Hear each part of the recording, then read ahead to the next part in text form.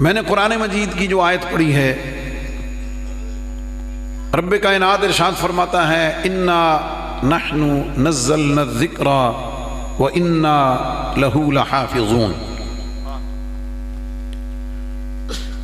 کہ بے شک یہ جو ذکر ہے قرآن پاک ہے، اس کو ہم نے ہی نازل کیا ہے، منزل من اللہ ہے، وَإِنَّا لَهُ لَحَافِظُونَ،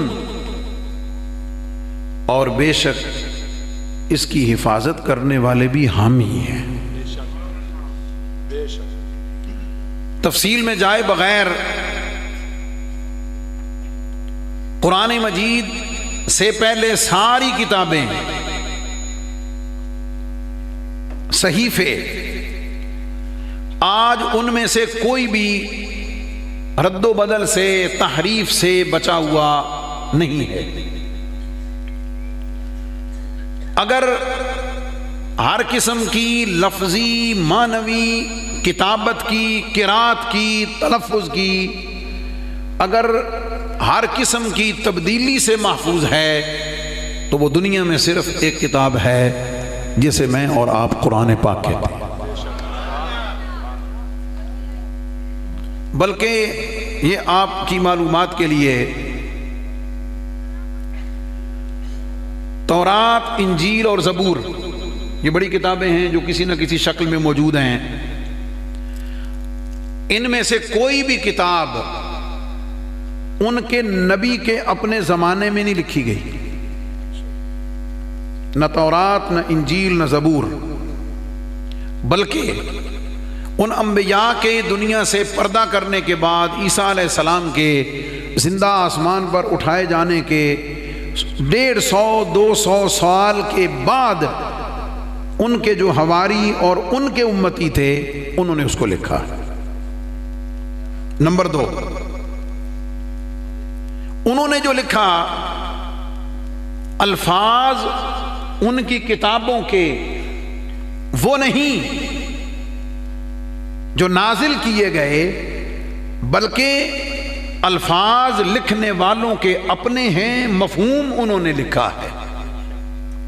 لیکن اس کے مقابلے میں قرآن مجید وہ واحد کتاب ہے کہ جسے نبی کریم صلی اللہ علیہ وسلم نے خود اپنی نگرانی میں، اپنی موجودگی میں لکھوایا، اور مفہوماً نہیں، معنن نہیں، لفظاً لکھوایا، اور لکھوانے میں بھی اس طرح کا معیار رکھا ہے کہ حضور علیہ السلام نے حروف اور الفاظ کے لکھنے کی بھی ترکیب اور ترتیب اپنے صحابہ کو خود سکھائی۔ اللہ تعالیٰ فرماتا ہے بھئی کتاب ہماری ہے، حفاظت بھی ہم کر رہے ہیں۔ کتاب ہماری ہے، حفاظت بھی ہم کر رہے ہیں۔ اللہ تعالیٰ کی یہ سنت کریمہ ہے، ارادہ اس کا ہوتا ہے، پورا وہ بندوں کے ذریعے سے کراتا ہے، کام اس کا ہوتا ہے، کرواتا وہ اپنے بندوں کے ذریعے سے ہے، کرواتا بندوں سے ہے، کہتا ہے بظاہر یہ میرے بندے کر رہے ہیں لیکن کام حقیقت میں میرا ہے۔ یہ میں ایک پوری توجہ والی بات ہے، اس پر مستقل خطاب اور گفتگو کی جا سکتی ہے۔ اس میں عقیدہ توحید بھی، اور عقیدہ توحید کے ساتھ وسیلہ، واسطہ، اور جو اللہ کے محبوب ہیں اللہ تعالیٰ ان کے فعل کو، ان کے کام کو اپنا فعل اور اپنا کام ارشاد فرماتا ہے۔ چلتے چلتے توجہ چاہوں گا، پیدا کرنے والی ذات کون؟ اللہ کی۔ پیدا کرنے والی ذات کون؟ اللہ کی۔ لیکن یہ پیدائش کا عمل دنیا میں ماں باپ کے ذریعے سے رب کروا رہا ہے۔ نقطے پر اور عقیدے کی مضبوطی پر دھیان دیجئے۔ پیدا کرنے والی ذات اللہ کی ہے، لیکن یہ کام رب بندوں سے کروا رہا ہے۔ پالنے والی ذات رب کی ہے حقیقتاً، لیکن یہ کام اللہ بندوں سے کروا رہا ہے۔ اللہ فرماتا ہے رزق دینے والا میں ہوں، لیکن رزق پہنچا رہا ہے اسباب کے ذریعے سے، رزق پہنچا رہا ہے اسباب کے ذریعے سے۔ احکامات اللہ رب العزت کے ہیں، لیکن ان کی تشریح کروا رہا ہے اپنے محبوب پاک صلی اللہ علیہ وسلم سے، اور یہاں تک فرما رہا ہے لوگوں میرے محبوب کے عمل کو، میرے محبوب کے کہنے کو، میرے محبوب کی اطاعت کو میری اطاعت سے الگ مت سمجھنا۔ من یطیع الرسول فقد اطاع اللہ، جس نے میرے محبوب کی اطاعت کی ہے وہ سمجھ لے اس نے میری اطاعت کر لی ہے۔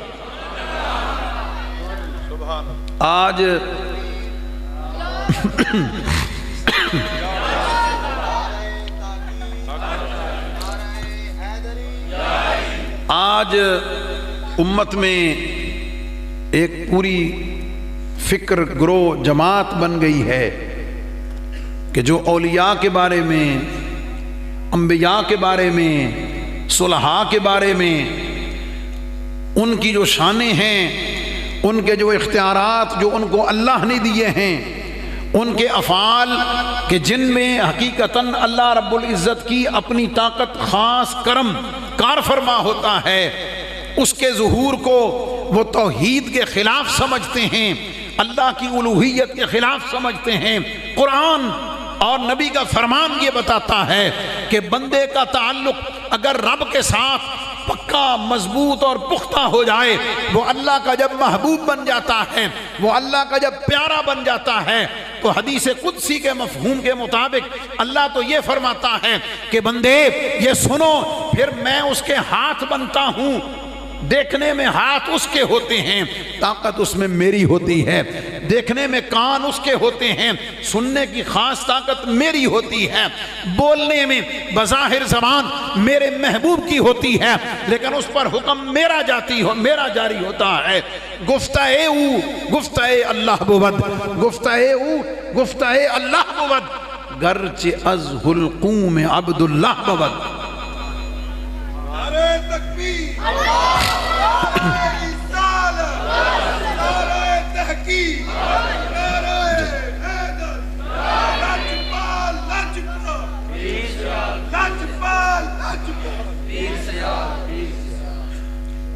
اللہ نے فرمایا کہ کتاب نازل ہم نے کی ہے، حفاظت کرنے والے ہم ہیں۔ کام اس کا ہے، کام اس کا ہے، لیکن لے بندوں سے رہا ہے۔ لیکن جو اس کام میں مشغول ہیں، جو اس کام میں مصروف ہیں، جو حقیقتاً کام اور فعل رب کا ہے، لیکن انجام ان بندوں کے ذریعے سے پا رہا ہے۔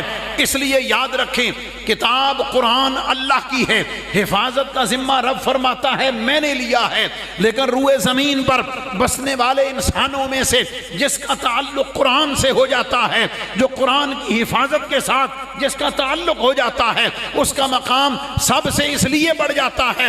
خیرکم من تعلم القرآن وعلمہ، وہ اس اعلیٰ درجے پر فائز اس لیے ہوتا ہے کہ کام حقیقتاً اللہ کا ہے، لیکن اللہ نے اپنے اس کام کے لیے اپنے اس بندے کا انتخاب فرما لیا ہے۔ اب یہ حفاظت، اس کے مختلف مناظر ہیں، میں اس طرف آپ کی توجہ چاہتا ہوں تاکہ آپ کو پتہ چلے کہ رب قرآن کی حفاظت کے ظاہر میں اسباب کیسے پیدا فرمائے ہوئے ہیں اور قرآن کی حفاظت کیسے ہو رہی ہے۔ پہلی چیز توجہ ہے جناب، پہلی چیز کہ اللہ رب العزت نے یہ کرم فرمایا کہ قرآن مجید کی کتابت کا اہتمام اپنے محبوب کے ذریعے سے کرایا۔ کیوں؟ جب کوئی چیز لکھی جاتی ہے تو محفوظ ہو جاتی ہے۔ اللہ تعالیٰ قرآن پاک کی حفاظت کروا رہا ہے کتابت قرآن کے ذریعے،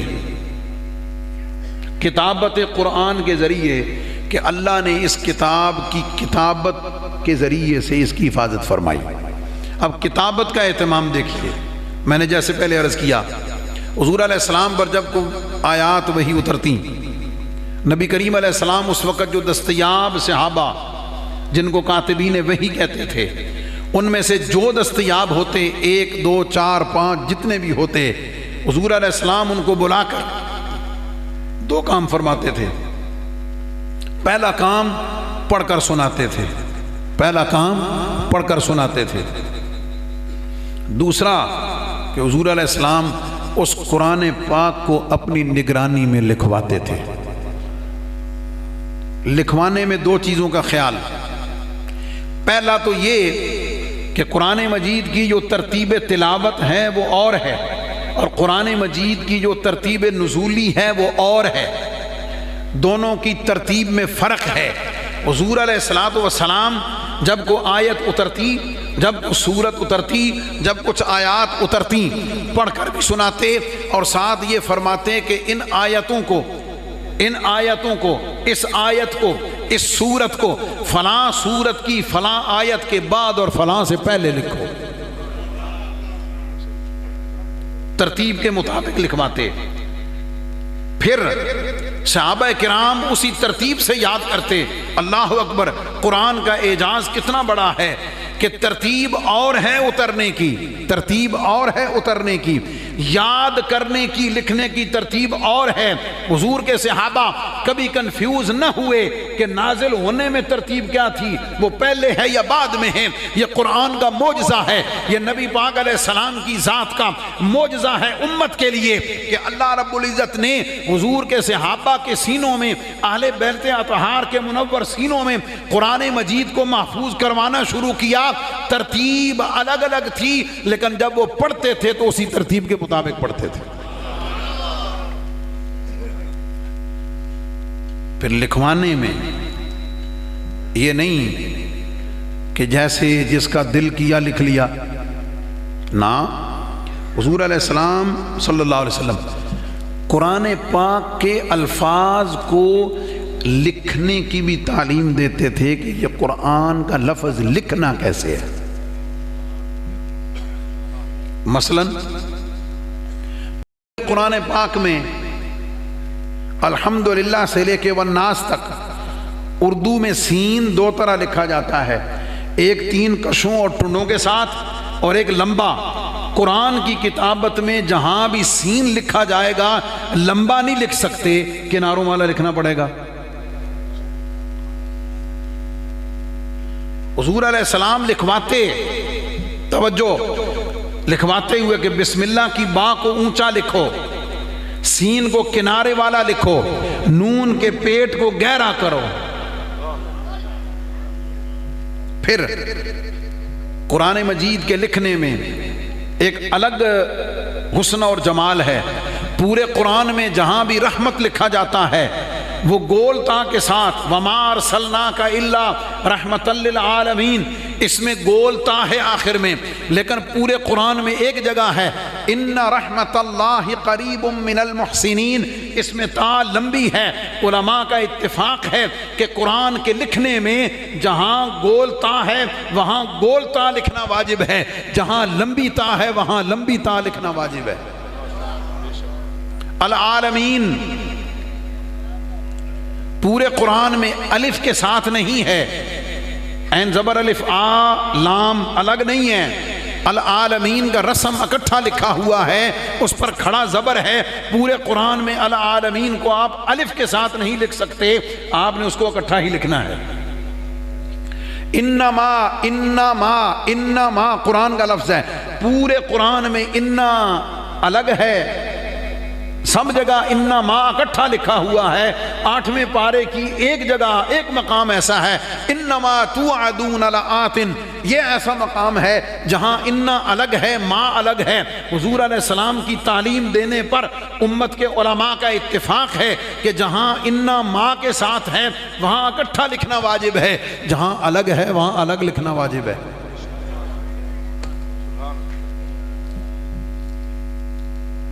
علی ھذا القیاس، یہ جو پورا قرآن پاک کے لکھنے کا پورا علم ہے، پورا علم ہے، اس علم کو علم رسم الخط کہتے ہیں، کہ قرآن کی لکھائی کا علم، کہ قرآن پاک کو لکھنا کیسے ہے اور قرآن پاک کو لکھتے ہوئے کن کن قوانین کی پابندی کرنا ضروری ہے۔ قرآن پاک کا رسم علماء فرماتے ہیں کہ توقیفی اور سماعی ہے۔ توقیفی اور سماعی کا مطلب یہ ہے اس میں عقل کو دخل نہیں ہے، اس میں قیاس کو دخل نہیں ہے، آپ اپنی مرضی سے کوئی اس میں رد و بدل نہیں کر سکتے۔ جیسے اللہ کے محبوب علیہ السلام نے لکھوا دیا ہے اس کو ویسے لکھنا واجب ہے۔ پھر یہ رسم اتنا لطیف ہے، اس کا نام ہے رسم عثمانی، جس پر امت کا اتفاق ہے۔ جس طریقے سے قرآن پاک لکھا گیا ہے یہ رسم عثمانی ہے۔ حضرت عثمان غنی رضی اللہ تعالیٰ عنہ کے دور میں اس پر بہت کام ہوا۔ بنیاد تو نبی پاک علیہ السلام نے عطا کی، لیکن اس پر امت کا اتفاق حضرت عثمان غنی کے زمانے میں جو قرآن پاک کی کتابت ہوئی ہے اس رسم عثمانی پر امت کا اتفاق ہے۔ تو میں اب اسی پر باتیں کروں گا تو کافی وقت لگے گا۔ ایک قرآن پاک کی حفاظت کی صورت کتابت قرآن ہے، کہ قرآن پاک کو لکھنے کا اہتمام ہے۔ اور پھر یہ بھی امت میں حضرت امام احمد بن حنبل رضی اللہ تعالیٰ عنہ کے دور میں اس کے بعد ایک مسئلہ چلا کہ بھائی یہ جو لکھائی ہے، یہ جو الفاظ ہمیں نظر آتے ہیں، یہ جو سیاہی ہے، یہ جو ورق ہے، یہ جو اوراق ہیں، ان کو سامنے رکھتے ہوئے اب امت میں یہ مسئلہ کھڑا ہوا کہ قرآن مخلوق ہے یا غیر مخلوق ہے۔ اللہ اکبر۔ اب یہ ہے کہ کلام الہی جو منزل من اللہ ہے وہ غیر مخلوق ہے، لیکن جو لفظ سامنے نظر آ رہے ہیں، جس کی کتابت کی جا رہی ہے، جس کو الفاظ زبان سے ہم ادا کرتے ہیں وہ تو مخلوق ہے، لیکن جو پڑھا گیا، جو لکھا گیا، جو منزل ہوا، جو اصل میں کلام ہے وہ اللہ رب العزت کا کلام غیر مخلوق ہے۔ یہ الگ اس میں پوری دلچسپ بات ہے قرآن پاک کے مخلوق اور غیر مخلوق ہونے پر۔ تو ایک قرآن پاک کی حفاظت کا اسلوب اور ذریعہ جو اللہ نے حضور کی امت میں جاری کیا وہ کتابت قرآن ہے، کہ قرآن کے لکھنے کا خاص علم ہے۔ اس کے اوپر اگر آپ اہل علم علماء بیٹھے ہوئے ہیں، اس کے اوپر علماء نے بڑی بڑی کتابیں لکھی ہیں۔ امام جزری رحمۃ اللہ تعالیٰ علیہ کا جو مقدمۃ الجزریہ ہے، جو تجوید کے کتاب امام شاطبی کی رسالہ شاطبیہ ہے، وہ پورے کا پورا قرآن پاک کے رسم کے اوپر ہے، کہ قرآن پاک میں انہوں نے پورا وضاحت کی ہوئی ہے کہ قرآن کے کس حرف کو، کس لفظ کو کیسے کہاں لکھنا ہے، پورے قرآن میں کتنی جگہ اکٹھا ہے، کتنی جگہ منفصل ہے، کتنی جگہ متصل ہے، سب جگہ انہوں نے لکھا ہوا ہے۔ دوسری صورت قرآن پاک کی حفاظت کی کہ اللہ تعالیٰ نے قرآن پاک کے حفظ کا اہتمام فرمایا امت، کہ یہ وہ واحد کتاب ہے کہ اللہ نے قرآن کی حفاظت کے لیے اس کتاب کو امتیوں اور حضور کے غلاموں کے سینوں میں محفوظ کر دیا ہے۔ یہ ایک ایسا اعزاز ہے، قرآن کا ایسا معجزہ ہے جو دنیا کی کسی اور کتاب کو حاصل نہیں ہے۔ اس کی پڑھنے کی چاشنی اتنی ہے، اس کے پڑھنے کی چاشنی اتنی ہے، دنیا کی کوئی بھی کتاب آپ 2-4 دفعہ پڑھ لیں آپ اکتا جائیں گے، آپ اس کتاب کو کبھی دوبارہ نہیں پڑھیں گے، آپ کو بوریت ہو جائے گی، آپ کے دل میں یہ ہوگا کہ میں پہلے پڑھ چکا ہوں۔ قرآن ایک ایسی کتاب ہے، اس کی چاشنی ایسی ہے، اس کی لذت اتنی ہے، اس کے پڑھنے میں سکون اور راحت اتنی ہے، آپ قرآن کو جب بھی پڑھنا شروع کریں گے ہر دفعہ آپ کو لطف اور مزہ نیا آئے گا، آپ کو نیا سکون ملے گا، آپ کو نئی راحت ملے گی، ہر دفعہ آپ دہرائیں گے آپ کو اس میں سے نئی برکات، نیا لطف اور نیا سکون حاصل ہوگا۔ اور پھر یہ ایک ایسا امت کا اعزاز اور اکرام ہے جو حضور علیہ السلام کی امت کے علاوہ کسی اور امت کو حاصل نہیں ہے۔ یہ ایسی کتاب ہے کہ یہ کتاب اس کتاب کے سوا کسی اور کتاب کو اعزاز حاصل نہیں ہے۔ اور پھر یہ بھی یاد رہے، یہ میں ابھی صرف قرآن کے خالی پڑھنے کی بات کر رہا ہوں، کیونکہ جو حافظ ہوتا ہے وہ خالی پڑھتا ہے، وہ خالی دہراتا ہے، وہ خالی یاد کرتا ہے، اور یاد کر کے اس کو تلاوت کرتا ہے ایک خاص لیول کے بعد اسے یاد ہو جاتا ہے، پھر اسے حفظ ہو جاتا ہے، پھر اس کی زبان پہ وہ جاری ہو جاتا ہے۔ اس کے بارے میں نبی پاک علیہ الصلوۃ والسلام کی حدیث پاک، من قرأ القرآن وعمل بما فيه البس والداه تاجا يوم القيامة ضوءه احسن من ضوء الشمس في بيوت الدنيا لو كانت فيكم فما ظنكم بالذي عمل بهذا۔ حضور علیہ السلام فرماتے ہیں جس نے قرآن پڑھا اور اس پر عمل کیا، قرآن پڑھا اور اس پر عمل کیا، قرآن پڑھا اور اس پر عمل کیا، اللہ تعالیٰ قیامت والے دن اس کے ماں باپ کو ایک نورانی تاج پہنائے گا۔ اس تاج کی جو چمک ہے، اس کی جو روشنی ہے، وہ اتنی زیادہ ہوگی کہ جو آسمان پر چمک رہا ہے اس سورج کے برابر نہیں، بلکہ اگر آسمان پر چمکنے والی سورج کی روشنی کو ایک کمرے کے اندر بند کر دیا جائے تو جتنی روشنی اس بند کمرے میں ہوگی اس تاج کی روشنی احسن من ضوء الشمس اس سورج کی چمک سے بھی زیادہ ہوگی۔ یہ اعزاز ماں باپ کے لیے ہے، یہ اعزاز ماں باپ کے لیے ہے۔ ماں باپ نے کیا کام کیا ہے؟ صرف اپنی اولاد کو، اپنے بچوں کو قرآن پڑھنے کی طرف لگایا ہے، بس کہ بھئی جاؤ تم دین پڑھو، جاؤ تم قرآن پڑھو، جاؤ تم قرآن پاک کو حفظ کرو، صرف یہ ان کی ڈیوٹی ہے۔ وہ اسے گھر سے روانہ کر دیتے ہیں، اس کی ضروریات کا اہتمام ہو سکے تو کرتے ہیں، نہیں تو وہ بھی اداروں والے کرتے ہیں۔ اللہ اکبر۔ اب آپ خود سوچ لیں کہ ماں باپ نے صرف ارادہ کیا، ارادہ کر کے اپنی اولاد کو صرف قرآن پڑھنے کے لیے بھیج دیا، بس اب خود اندازہ لگا لیں کہ ماں باپ جنہوں نے صرف پڑھنے کے لیے بھیجا ہے ان کا اگر اتنا مقام ہے تو جس استاذ نے ایک ایک لفظ، ایک ایک حرف کر کے اس استاذ کو پڑھایا ہوگا، اور ماں باپ کو یہ تاج پہنایا جا رہا ہے، جس استاذ نے پڑھایا ہوگا رب اس کو کتنی شان عطا فرمائے گا۔ خود اندازہ لگا لیجیے۔ فما ظنکم بالذی عمل بہذا، حضور علیہ السلام فرماتے ہیں اور ماں باپ کو صرف بھیجنے پر اتنا انعام ہے تو خود اندازہ لگا لو فما ظنکم بالذی عمل بہذا، جس نے اس پر خود پڑھا ہوگا، عمل کیا ہوگا، رب اس کو کتنی شان عطا فرمائے گا۔ اور ابھی قبلہ شاہ جی فرما رہے تھے کہ یہ سارا قبلہ بڑے شاہ جی کی اخلاص، محنت اور دعاؤں کا ثمر ہے۔ ایک اور حدیث پاک ہے، نبی پاک علیہ الصلوۃ والسلام ارشاد فرماتے ہیں، مفہوم حدیث ہے کہ جس شخص کو قرآن کے پڑھنے نے مجھ سے مانگنے سے روک دیا، کہ وہ اتنا پڑھنے پڑھانے میں اتنا مشغول رہا کہ مجھ سے مانگ نہ سکا، کوئی اور کام نہ کر سکا، اللہ فرماتا ہے جو مجھ سے ہر وقت مانگتے رہتے ہیں نا، میں ان سے کہیں بہتر ان کو عطا کروں گا، ان سے کہیں بہتر عطا فرماؤں گا، اور اس میں شک ہی کوئی نہیں۔ تو دوسرا طریقہ، اس پر بہت احادیث ہیں اور بہت شواہد ہیں، دوسرا طریقہ قرآن کی حفاظت کا کہ اللہ تعالیٰ نے امت میں اس قرآن پاک کے حفظ کا اہتمام، شان اور یہ خصوصیت رکھی ہوئی ہے کہ اللہ تعالیٰ کے فضل سے جس کا سینہ منتخب ہوتا ہے، رب کائنات اس کے سینے میں اپنے کلام کی دولت کو محفوظ کر دیتا ہے۔ تیسری صورت قرآن پاک کی حفاظت کی، ایک کتابت ہے، کتابت کے بعد پھر حفظ ہے، تیسری اس کی جو حفاظت کی صورت اللہ نے امت میں جاری کی ہے، جو حفاظت کا ذریعہ ہے، وہ قرآن پاک کی قرات ہے، جس کو آپ قرات بولتے ہیں، پڑھنا۔ اچھا، پڑھنے میں کیا ہے؟ اب یہ تھوڑی سی آپ کی توجہ چاہوں گا۔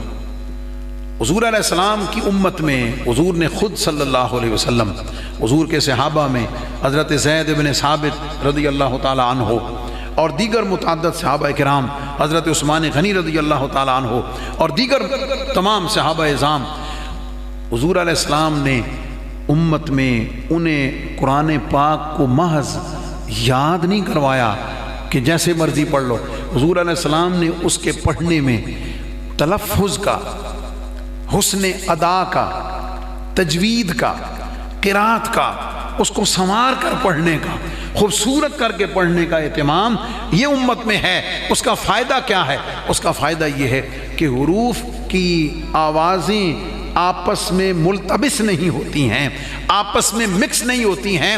ہر بندے کو سن کر پتہ چل جاتا ہے کہ یہ سین پڑھ رہا ہے، یہ سا پڑھ رہا ہے، یہ صاد پڑھ رہا ہے، یہ زال پڑھ رہا ہے، یہ زا پڑھ رہا ہے، یہ ضا پڑھ رہا ہے، یہ دال پڑھ رہا ہے، یہ ضاد پڑھ رہا ہے، یہ کون سا حرف ادا کر رہا ہے، یہ قاف پڑھ رہا ہے، یہ کاف پڑھ رہا ہے، یہ حمزہ پڑھ رہا ہے، یہ عین پڑھ رہا ہے، یہ تا پڑھ رہا ہے، یہ طا پڑھ رہا ہے۔ وہ حروف کے اندر جو تلفظ کا فرق ہے وہ امت کے اندر قرآن پاک کی محفوظ ہونے کا ذریعہ ہے کہ قرآن کا ایک ایک حرف اپنے تلفظ کے ساتھ دوسرے سے جدا ہے، کہ حرف بھی آپس میں مکس نہیں ہو سکتے ہیں۔ اور پھر جن کا اس فن سے تعلق ہے، اس فن سے شغف ہے، حضور علیہ السلام کی امت کے خوش نصیبوں نے اپنی زندگیاں وقف کر دی، اور حضور علیہ السلام نے امت کی آسانی کے لیے قرآن پاک کو 7 قراءات پر پڑھنے کی اجازت دی ہے۔ انزل القرآن علی 7 احرف، 7 طریقوں پر۔ پھر ان 7 جو قراءاتیں مشہورہ متواترہ ہیں ان میں سے پھر ایک ایک امت کے خوش نصیب فرد نے ایک ایک قرات کو لے لیا ہے۔ امام نافع نے ایک الگ قرات کو لے لیا، امام عاصم کوفی تابعی نے ایک الگ قرات کو لے لیا ہے۔ وہ اس طریقے پر ساری زندگی قرآن پڑھتے رہے اور اتنی کثرت سے پڑھا، اس پر اتنی کتابیں لکھی کہ وہ قرات ان کے نام سے ہی منسوب ہو گئی ہے کہ یہ فلاں قاری کی قرات ہے، حالانکہ یہ ساری نبی پاک علیہ السلام نے امت کو، صحابہ کو تعلیم دی ہوئی ہے۔ اچھا، پھر کمال یہ ہے کہ یہ جو 7 قراءات ہیں، یہ جو 7 قراءات ہیں یہ پڑھنے میں الگ الگ ہیں، پڑھنے میں الگ الگ ہیں، لیکن کمال یہ ہے کہ معنی کی لطافت میں فرق نہیں آتا ہے۔ اور کمال یہ ہے کہ اگر آپ قرآن مجید کی یہ جو رسم اور لکھائی ہے، اگر اس میں سے زبر زیر پیش، جزم شد مد یہ ہٹا دیں تو آپ اس رسم کے اوپر 7 قراءات میں سے جس قراءت کو مرضی کے مطابق پڑھ لیں، قرآن کی لکھائی وہی رہے گی، قرآن کا رسم وہی رہے گا، اور اس رسم الخط، رسم عثمانی پر 7 کی 7 قراءات بغیر کسی تبدیلی کے پڑھی جا سکتی ہے۔ یہ قرآن پاک کا اعجاز ہے۔ ہمارے ہاں چونکہ ایک ہی طریقے سے قرات امام عاصم اور اس کے بعد جو ایک ہی روایت ہے اس کے مطابق پوری امت میں پڑھا جاتا ہے، اور باقی جو روایت حفظ جو ہے وہ پوری امت میں زیادہ رائج ہے۔ ہندوستان میں روایت حفظ زیادہ ہے، عرب میں روایت شاطبی زیادہ ہے، باقی ادھر الجزائر وغیرہ میں چلے جائیں تو وہاں پر قرات امام نافع جو ہے وہ زیادہ ہے۔ باقی دنیا میں ایسے بھی بہت سارے قراء گزرے ہیں، ایسے بھی بہت سارے خوش نصیب قراء گزرے ہیں کہ جنہیں قرآن حفظ بھی تھا اور 7 قراءات کے مطابق حفظ تھا، اور کرتے کیا تھے کہ وہ ایک سال تراویح میں ایک قراءت کے مطابق سناتے تھے، اگلے سال اگلی قراءت میں سناتے تھے، اگلے سال اگلی قراءت میں سناتے تھے۔ 7 سالوں میں وہ ہر سال الگ الگ ایک قراءت کے مطابق قرآن پڑھاتے تھے۔ اور مصر میں، شام میں، الجزائر میں، ان جگہوں پر اب بھی ایسے قاری موجود ہیں کہ جو بیک وقت 7 کی 7 قراءات کے وہ ماہر اور امام ہیں۔ میں جب 2005 میں گیا وہاں پڑھنے کے لیے تو میں نے بھی چونکہ روایت حفظ پڑھی ہوئی تھی تو روایت قالون اور روایت ورش یہ مجھے وہاں پڑھنے کا اتفاق ہوا ایک استاذ گرامی سے۔ تو یہ ایک الگ علم ہے۔ آپ کبھی مصری قراء کو سنیں جن کا شوق ہے تو وہ ان مختلف قراءات کے مطابق قرآن مجید کو پڑھتے ہیں، اس کا ایک اپنا لطف ہے، ایک اپنا مزہ ہے۔ لیکن ہمارے ہاں چونکہ ایک طریقے سے پڑھا جاتا ہے اس لیے ہم اسی میں ہی معروف اور اسی کے مطابق ہیں۔ لیکن یہ جو قرآن کی قراءت ہے جس کو عام لوگ قرأت کہتے ہیں، جس کا تلفظ قراءت ہے، جس کی جمع قراءات ہے، یہ ایک الگ فن ہے، ایک پورا مستقل علم ہے جو اللہ رب العزت نے حضور علیہ السلام کی امت میں اس کو رائج کیا ہوا ہے، اور یہ بھی اللہ تعالیٰ نے قرآن مجید کی حفاظت کے اسباب میں سے ایک سبب اور ایک ذریعہ بنایا ہوا ہے۔ یہ 3 صورتیں ہیں، ایک کتابت کی، ایک حفظ کی، اس کے بعد حسن صوت کی۔ نبی پاک علیہ السلام نے فرمایا حسن القرآن بأصواتکم، اپنی آوازوں کے ساتھ قرآن کو خوبصورت کر کے پڑھا کرو۔ زین القرآن بأصواتکم، قرآن کو اپنی آوازوں کے ساتھ زینت دو، خوبصورت کر کے پڑھا کرو۔ حضور علیہ السلام کے ایک صحابی وہ بہت اچھا قرآن پاک پڑھتے تھے، ایک دن رات کو مسجد نبی شریف میں اٹھ کر آئے اور اٹھ کر حضور علیہ السلام کی اس مسجد میں اپنے آپ سے قرآن پڑھنا شروع کر دیا۔ نبی پاک علیہ السلام نے جب گھر میں قرات کی آواز سنی، حضور علیہ السلام اپنے گھر سے اٹھ کر تشریف لے آئے اور پیچھے آ کر بیٹھ کر سنتے رہے۔ کافی دیر وہ پڑھتے رہے، پھر وہ اسی طرح حضور علیہ السلام اٹھ کر گھر چلے گئے۔ جب صبح وہ صحابی حضور علیہ السلام کی خدمت میں حاضر ہوئے تو نبی پاک علیہ السلام نے فرمایا اے میرے صحابی، رات کو جو تو نے قرآن کی تلاوت کی ہے وہ اللہ کو بھی بڑی پسند آئی ہے، اللہ کے محبوب کو بھی بڑی پسند آئی ہے۔ انہوں نے عرض کی یا رسول اللہ صلی اللہ علیہ وسلم، کیا آپ نے مجھے سنا؟ حضور علیہ السلام نے فرمایا ہاں میں نے سنا۔ فرماتے ہیں حضور اگر مجھے پتا ہوتا آپ سن رہے ہیں نا تو میں تو نارملی پڑھ رہا تھا، مجھے اگر پتا ہوتا کہ آپ سن رہے ہیں تو میں اس سے بھی زیادہ خوبصورت کر کے پڑھتا۔ تو یہ ایک مستقل تاریخ ہے قرات کی، حسن صوت کی اور تجوید کے ساتھ اس کو پڑھنے کی۔ بلکہ میری لائبریری میں وہ مقالہ پڑا ہوا ہے، تذکرہ قاریان ہند، علی گڑھ یونیورسٹی سے وہ مقالہ لکھا گیا۔ اس میں انہوں نے پورے ہندوستان کے جو قاری گزرے ہیں ان کے اوپر ریسرچ کی ہے۔ اچھا، پھر جس قاری کے زمانے میں قرات ہندوستان میں جتنی پھیلی، انہوں نے اس کو باقاعدہ ایک نقشے کے ساتھ اس کتاب میں ڈیفائن کیا ہے۔ اب یہ بات آپ کے لیے نئی اور دلچسپ ہوگی، اور سادات اعظام کی خدمت میں ان کی دعائیں لینے کے لیے اور ان کی توجہ کے لیے اس پورے مقالے میں جو مقالہ نگار ہیں انہوں نے اس بات کو ثابت کیا ہے کہ ہندوستان کی سرزمین پر قرآن کے سب سے بڑا قاری، قرآن کا سب سے بڑا قاری خواجہ خواجگاں حضرت خواجہ معین الدین چشتی اجمیری تھے۔ اور آپ فرماتے ہیں کہ ان کے عہد میں سلسلہ چشتیہ کے دور میں قرآن پاک تجوید و قرات سے پوری ہندوستان میں بہت پھیلا۔ اس کی وجہ فرماتے ہیں کہ ان کے بعد قطب الدین بختیار کاکی وہ بھی قرآن کے بہترین قاری تھے، حضرت بابا فرید الدین مسعود گنج شکر وہ بھی اپنے زمانے کے بہترین قاری تھے، حضرت نظام الدین محبوب الہی وہ بھی اپنے زمانے کے بہترین قاری تھے، ان کے بعد نصیر الدین چراغ دہلوی جو ہیں یہ بھی قرآن پاک کے بہترین قاری تھے۔ اور آپ کو یہ جان کر حیرت ہوگی، ہارون الرشید، خلیفہ ہارون الرشید کی اہلیہ زبیدہ خاتون، اس کے دربار میں اس کے محل میں 100 خادمائیں تھیں۔ کتنی؟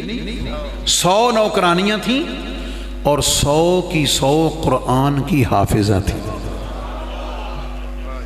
100 کی 100 قرآن پاک کی حافظہ تھیں، اور ان کو آرڈر نہیں تھا کہ جب تم نے محل میں آنا ہے تمہیں کوئی اور بات کرنے کی اجازت نہیں، چپ کر کے اپنا کام کرتی رہو یا پھر قرآن کی تلاوت کرتی رہو، قرآن کی تلاوت کرتی رہو۔ اور زبیدہ خاتون کے محل میں سارا دن قرآن پاک پڑھنے کی آواز ایسے آتی تھی، چونکہ بہت اونچا تو نہیں پڑتی تھی ظاہر حیا اور عورت کی وجہ، تو بتاتے ہیں کہ جیسے مکھیاں بھن بنا رہی ہوتی ہیں نا اکٹھیاں جھنڈ میں، تو جیسے مکھیوں کے بھن بنانے کی آواز آتی ہے، زبیدہ خاتون کے محل سے سارا دن قرآن پڑھنے کی ایسے آواز آتی رہتی تھی۔ یہ تو بڑی دور کی بات ہے۔ حضرت خواجہ شمس العارفین حضور شیخ الاسلام غریب نواز کے جد اعلیٰ، سیال شریف سے آگے پولا گاؤں ہے، آپ نے حفظ وہاں پولے میں کیا ہے، اور اس گاؤں کو برکت یہ ملی کہ اس گاؤں کے ہر گھر میں ہر خاتون قرآن کی حافظہ تھی، ہر خاتون. اور میرے ایک دوست جو پولا کے رہنے والے ہیں وہ بتاتے ہیں کہ جناب ہم نے چھوٹے ہوتے گاؤں خاموشی، نہ کو رولا نہ کو رپا نہ کو گل نہ کو بات. تو فرماتے ہیں کہ پورے گاؤں میں ہماری جو مستورات ہیں انہاں وہ لسی بھی رکھنی، سمجھ آ گئی، انہاں لسی رکھنی تے لسی رکھ دیں قرآن پڑھنا.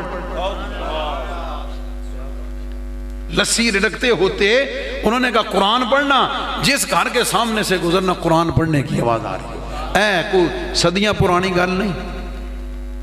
حضرت بابا فرید الدین مسعود گنج شکر رحمت اللہ تعالی علیہ، آپ کے مزار پر انوار پر جو اینٹیں لگی ہوئی ہیں، آپ کے شاگرد قرآن کے حافظ اتنے زیادہ تھے کہ ہر اینٹ پر آپ کے مزار پر انوار اور دربار کی ہر اینٹ پر، ایک اینٹ پر پورا ایک قرآن پڑھا گیا ہے. ایک اینٹ پر پورا قرآن پڑھا گیا ہے. اور آپ ایک دفعہ اپنے حجرے میں بیٹھے ہوئے تھے، کونے میں مصلی، اپنے رخت جگر اپنے بیٹے کو یاد فرمایا. بیٹے کو یاد کر کے فرمایا کہ بیٹے گناہ تو کہیں بھی نہیں کرنا چاہیے، گناہ تو کہیں بھی نہیں کرنا چاہیے، لیکن بیٹا اس کونے میں گناہ نہ کرنا. تیرے باپ فرید نے اس کونے میں 40,000 مرتبہ قرآن پڑھا. 40,000 مرتبہ قرآن پڑھا ہے. اتنی قرآن سے محبت. اور میں اگر اس کے اوپر غور کروں تو یقین جانیے اپنا اپنا ذوق ہے، کوئی مجھ سے اختلاف کر سکتا ہے. میرا ایمان، میرا وجدان یہ کہتا ہے کہ ان اولیاء نے چلے وظیفے اس لیول کے نہیں کیے ہوئے ہیں، اللہ نے ان کو قرآن پڑھتے پڑھتے ولایت عطا کر دی ہوئی ہے، قرآن کی تلاوت کرتے کرتے. اور اگر قرآن میں آپ دیکھیں تو آصف بن برخیہ کی کرامت جو قرآن میں موجود ہے سلیمان علیہ السلام کے دربار میں، میں نے پچھلے جمعہ اس پر پورا خطاب کیا ہے. اللہ تعالیٰ فرماتا ہے کہ قال الذی عندہ علم من الکتاب، اس شخص نے اٹھ کر دعویٰ کیا کہ جس کے پاس کتاب کا تھوڑا سا علم تھا، من الکتاب. تو میں نے جمعے پر یہ کہا ہوا ہے، میں نے کہا جس کو قرآن نہیں آتا، جس کی زندگی میں قرآن نہیں ہے، جس کی زندگی میں قرآن پڑھنے کے لیے وقت نہیں ہے، جس کے سینے میں قرآن نہیں ہے، وہ تاجر تو ہو سکتا ہے، وہ بزنس مین ہو سکتا ہے، وہ سب کچھ ہو سکتا ہے، لیکن اللہ کا ولی نہیں ہو سکتا.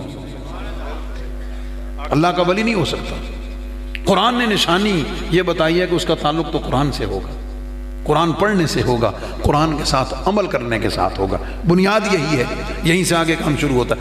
تو قرآن پاک کی جو قرات اور تلاوت اور اس کا معمول جو ہے، یہ اولیاء صوفیاء نے اپنی زندگی کا صبح شام کا معمول بنایا. اور حضرت مولا کائنات علی المرتضیٰ شیر خدا کرم اللہ تعالی وجہہ الکریم، باب مدینۃ العلم، ان کی تو شان کیا ہے. آپ فرماتے ہیں میں گھوڑے کی ایک رکاب میں پاؤں ڈالوں تو قرآن شروع کرتا ہوں، دوسری رکاب میں پاؤں ڈالوں تو قرآن ختم کر دیتا ہوں. یہ آپ کی کرامت ہے، یہ آپ کی کرامت ہے، اس لیے کہ آپ کرامات کا مظہر و مرکز و منبع ہیں. آپ کرامات کا مرکز و منبع ہیں. اس لیے یہ عقل میں آنے والی نہیں، جیسے معجزہ نہیں نا عقل میں آتا، اسی طرح ولی کی کرامت نبی کے معجزے کا فیضان ہوتی ہے.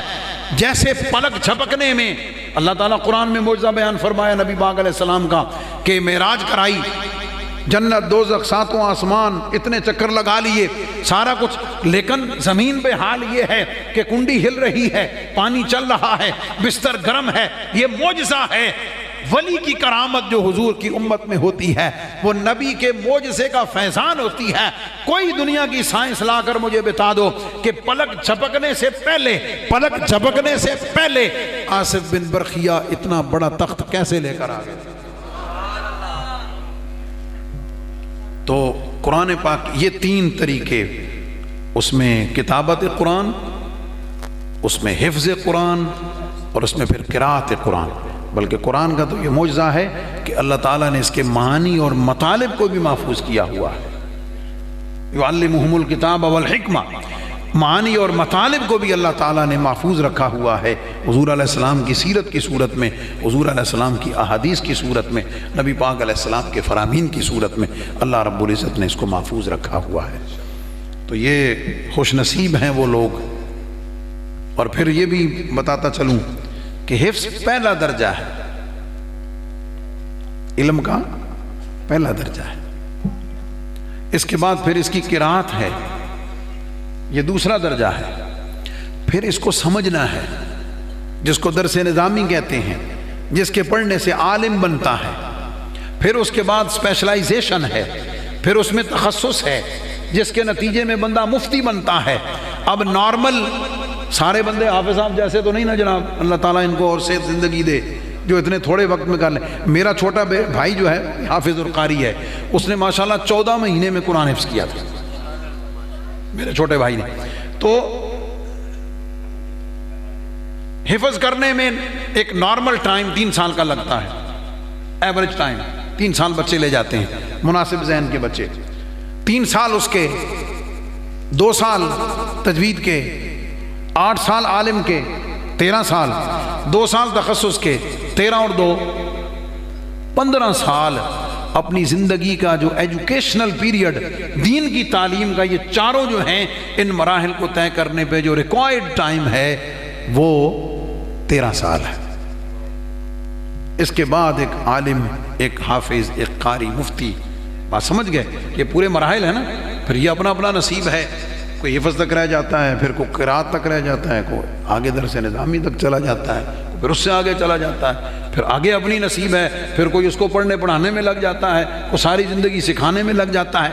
اب میں یہاں سمیٹتے ہوئے کہتا ہوں، اور قرآن کے حفظ کرنے کا، خالی پڑھنے کا، خالی تلاوت کرنے کا، صرف تلاوت کرنے کا، بغیر سمجھے تلاوت کرنے کا اگر اعزاز یہ ہے، اگر اکرام یہ ہے، اب آپ خود سوچ لیں جو اس سے اگلے درجے پر ہے اللہ کے ہاں اس کا مقام کتنا ہے، جو اوپر والے درجے پر ہے اس کا مقام کتنا ہے، جو سب سے اعلیٰ درجے پر ہے اللہ نے اس کو کتنی شان عطا کی ہوئی ہے۔ یہ وہ سارا پروسیس ہے، یہ وہ بنیادی چیز ہے کہ جو حضور علیہ السلام کی امت کے اختصاصات میں سے ہے۔ اور پھر ہمارے حضور مفتی منیب الرحمان صاحب جو مجھ آپ کو جن چیزوں کی طرف توجہ دلاتے ہیں کہ یار علم کو فروغ دو، پڑھنے پڑھانے کو پروموٹ کرو، قرآن کے حفظ کو، قرآن کی تجوید کو، قرآن کی تفسیر کو، قرآن کے ترجمہ کو، علوم اسلامیہ کو، افتاح کو، پڑھنے پڑھانے کو اللہ والو اس کو ترویج دو۔ اور جو لوگ اپنی زندگیاں اس میں خرچ کرتے ہیں، اپنی زندگیاں اس میں خرچ اور صرف کرتے ہیں، ان کی خدمت کرو، ان کی قدر کرو، ان کی عظمت کو پہچانو، اس لیے کہ دین ان کی محنت کی وجہ سے آباد ہے، دین ان کی وجہ سے آگے پہنچ رہا ہے، ان کے وجود کی برکت سے اللہ تعالیٰ یہ دین آگے منتقل کر رہا ہے۔ میں ابھی امریکہ گیا تو مسجد والے ہیں، وہ ہر سال نیا خطیب بلاتے تھے، ہر سال نیا خطیب بلاتے تھے۔ تو میں نے ایسے ان سے پوچھا، میں نے کہا جی آپ ہر سال نیا خطیب بلاتے ہیں؟ کہتے ہیں جی وہ ہر دفعہ نیا آئے گا نا تو وہ نئی باتیں ہمیں سننے کو ملتی ہیں، وہ نیا۔ میں نے کہا بھی جڑا تہاڈا نعت خان ہے یہ پچھلے 10 سالاں تو کوئی آ رہا، نعت خان 10 سال سے ایک ہی آ رہا ہے اور یہ ہر سال آپ کو وہی نعتیں سناتا ہے، اور آپ کہہ کر ڈیمانڈ کر کے اس سے سنتے ہیں۔ عالم دین اگر 10 سال بعد بھی کوئی نئی بات کر دے، بات اگر دہرا دے، آپ کا تو مولوی صاحب یہ گل تو 10 سال پہلے بھی کیتی آئی ہے جی، ایک گل تو مولوی صاحب 10 سال پہلے بھی کیتی آئی، تے نعت خان ہر سال وہ سنا کے ٹر جاندہ۔ کیا خیال ہے؟ تو یہ اس محنت کو، اس علم کو، اس کی ترویج کو، اس کے پڑھنے کو آگے بڑھانا چاہیے۔ جنہیں اللہ تعالیٰ نے حفظ کی توفیق دی ہے وہ حفظ تک نہ رہیں بلکہ آگے بڑھ کر قرات سیکھیں۔ جن کے پاس وقت ہے، ماں باپ خوش نصیب ہیں، وہ انہیں اس کے بعد آگے درس نظامی میں ڈالیں، پھر آگے مفتی کورس میں ڈالیں۔ پھر آج جو زمانہ ہے اس کے چیلنجز بہت زیادہ ہیں، صرف حافظ قاری عالم مفتی بننے سے کام نہیں بنے گا۔ آپ کو اگر اپنا میسج آگے پہنچانا ہے پھر آپ کو ساتھ اسکول، کالج، یونیورسٹی کی ایجوکیشن ڈبل محنت کرنی پڑتی ہے، ڈبل کام کرنا پڑتا ہے، ڈبل ایجوکیشن لینی پڑتی ہے، اس لیے کہ دین کی تعلیم کے تقاضے الگ ہیں اور جن کو پہنچانا ہے ان کا دماغ اور ان کی سوچ الگ ہے۔ ہمارے مفتی اعظم پاکستان رحمۃ اللہ علیہ وہ ہمیشہ ایک بات فرمایا کرتے تھے، فرماتے تھے بھی عالم سے ڈیمانڈ کرتے ہیں کہ اس کو سائنس بھی آنی چاہیے، اچھی بات ہے، معلومات ہونی چاہیے، لیکن آج تو علم اتنا پھیل چکا ہے کہ میڈیکل سائنس میں جو آرتھوپیڈک کا ڈاکٹر ہے، آپ اگر اس کے پاس ہارٹ کا مسئلہ لے کر جائیں، وہ کہتا ہے جناب نہیں میں ہڈیاں دا ڈاکٹر ہاں، دل والے ڈاکٹر کو جاؤ۔ آپ اگر آنکھوں کا مسئلہ ہو، آپ ہارٹ اسپیشلسٹ کے پاس جائیں، وہ کہے گا نہیں جناب کو دل دا مسئلہ میں حاضر ہاں، آپ کسی آنکھوں والے ڈاکٹر کے پاس جائیں۔ تو اس فیلڈ میں بھی اسپیشلائزیشن ہو گئی ہے، اتنی سیپریشن ہو گئی ہے، علم اتنا زیادہ ہو گیا ہے، لیکن سوال یہ ہے کہ عالم سے آپ کہتے ہیں اس کو سائنس آنی چاہیے، یونیورسٹی کے پروفیسر کو آپ کیوں نہیں کہتے کہ اسے قرآن بھی آنا چاہیے، اسے نماز بھی آنی چاہیے؟ چلو پورا قرآن حفظ نہ کرے، اس کو کم از کم 5 پارے تو حفظ کرنے چاہیے۔ یونیورسٹی دے کالجاں پروفیسراں دے انہاں سارے نو لین وچ لا کے کہہ دیو نا بھائی جناب تسی 5 سپارے حفظ کرو تے لگ پتے جان، کیا خیال ہے؟ تو یہ میں اس کی یعنی میں جس سینس میں بتا رہا ہوں وہ سینس یہ ہے کہ ہر ایک کی فیلڈ اپنی ہے، اس کی اسپیشلائزیشن اپنی ہے، اس کا میدان اپنا ہے، اس کی پہچان اپنی ہے، اس کو اس کے اندر مضبوط اور پختہ ہونا چاہیے۔ تو ماں باپ جو حافظ ہو رہے ہیں، بچے جن کے حافظ ہو رہے ہیں، وہ اللہ تعالیٰ ان کو توفیق دے کہ وہ ان کو آگے پڑھائیں، ان کو آگے تعلیم دیں، ان کو آگے بڑھائیں۔ ایک بڑی دلچسپ بات یاد آ گئی، میں نے جب حفظ شروع کیا، میرے ایک اسکول کے ٹیچر تھے ماسٹر عید محمد، اللہ تعالیٰ ان کے درجات بلند فرمائے، بہت نیک انسان تھے، بہت اچھے استاذ تھے۔ تو جب انہیں پتہ چلا کہ میں اسکول ایجوکیشن مڈل کر کے تو اب میں حفظ کی طرف چلا گیا ہوں، تو انہوں نے لڑکوں کو کہا ہوا تھا بھئی جدائیں آوے نا چھٹی تے انہوں میرے کو بھیجنا۔ تو جب میں گھر آیا چھٹی تو مجھے لڑکوں نے بتایا، کلاس فیلوز نے، کہ ماسٹر عید محمد صاحب مجھے بلا رہے ہیں۔ استادوں کا ڈر بڑا ہوتا تھا اس زمانے میں، سمجھ آ گئی، تو وہ سن کے احساس ہو گیا، میں نے کہا اللہ ہی خیر کرے، پتہ نہیں کیوں بلایا، لیکن حکم تھا۔ جب میں چلا گیا مجھے انہوں نے بڑی شفقت فرمائی، بڑی محبت فرمائی، پھر بٹھایا، فرمانے لگے بھی میں نے تمہیں ایک بات کرنی ہے۔ میں نے کہا جی فرماؤ۔ کہنے لگے جی بات یہ بھی مجھے پتہ چلا تو نے حفظ شروع کر دیا۔ میں نے کہا جی الحمدللہ۔ فرماتے بیٹا میری نصیحت ہے، جب حفظ کر لینا تو خالی حافظ نہیں رہنا، آگے بھی پڑھنا ہے، ترجمہ تفسیر بھی پڑھنی ہے۔ میں نے کہا جی آپ دعا فرمائیں۔ اس پر مجھے انہوں نے ایک بات سنائی، ہمارے علاقے میں ایک حافظ صاحب تھے، حافظ نابینا تھے، بڑی پکی منزل تھی انہوں دی جناب، وہ جی میں تسی فرمایا نا جناب، وہ اکلے شبینہ پڑھ دے سن، سمجھ آ گئی؟ وہ مطلب آپ شروع کرنا الحمدللہ تو درمیان ایک دو باری وقفہ چاہ شاہ پینی، سمجھ آ گئی، تو والناس تک آپ ہی پڑھ دینا، اتنی پکی منزل اور اتنے پختہ حافظ تھے وہ۔ تو ایک دفعہ وہ کہیں شبینہ پڑھ رہے تھے تو ایک عالم دین پاس بیٹھے ان کی منزل سن رہے تھے، تو پڑھتے پڑھتے نا وہ جو علامہ صاحب تھے انہوں نے حافظ صاحب کو قبلہ شاہ جی ہاتھ رکھ کے روکا اور فرمایا بھی میں حافظ تا نہیں، لیکن تسی قرآن پڑھ رہے ہو، میں نال ترجمے تے غور کر رہے ہاں، میں نو شک پیندا کہ جی تساں پچھلی آیت پڑھی نا وہ کو ترجمہ اتنے تلے ہو گیا، کو ترجمہ اگے پیچھے ہو گیا، میں حافظ تو نہیں ہوں لیکن ترجمہ درست نہیں رہا، اس کا مطلب ہے کہ کوئی لفظ اوپر تلے کو متشابہ کو گل بات ہوئی ہے۔ ہوں حافظ صاحب ہوری 90 دی سپیڈ تے 190 تے چلن والے، انہوں کو بندہ ڈکے تو ڈاکے انج دی گل کرے۔ ہوں حافظ صاحب ہوری فرماندے مولوی صاحب اساں ساری زندگی قرآن پڑھیا تے انہاں پڑھیا بھئی اساں ایک ایک لفظ تے خیمہ لایا، ایک ایک لفظ تے تمبو لایا، مطلب انہوں نے بتایا بھی ساڑھی منزل پکی ہے، ہم غلطی نہیں کر سکتے، میں نے صحیح پڑھا ہے، اساں ایک ایک لفظ تے تمبو لایا۔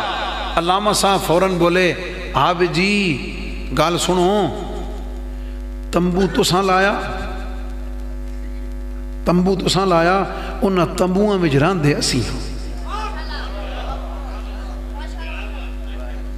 تمبو تساں لائیں بسائے اسی رہتے ہم ان میں ہیں، کیونکہ ہمیں پتا ہے کہ کس آیت کا ترجمہ کیا ہے، کس کی تفسیر کیا ہے، کس کا مطلب کیا ہے، وہ پھر علم